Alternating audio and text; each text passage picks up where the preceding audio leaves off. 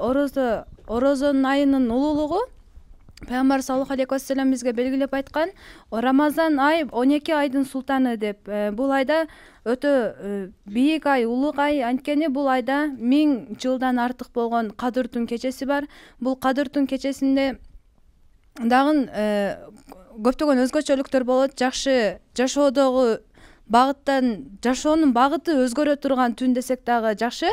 Орозонун негизги адамдарга берген пайдасы бул адамдын ден соолугуна, мындай медицина тараптан караганда адамдын ден соолугуна, ички организмдин ашказанына өтө чоң деңгээлдеги пайдаларды алып келет. Жана диний жактан караганда орозо бул адамдын баягындай руханий жактан жан дүйнөсүн тазалайт жана көптөгөн күнөөлөрдөн тыят. Бул орозо айында бүт беш эшиктер ачылып, тозок эшиктери жабылат жана жин шайтандардын баардыгы чынжырланат.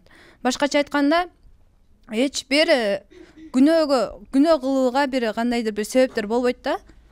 Сиз бул айга кантип даярданасыз?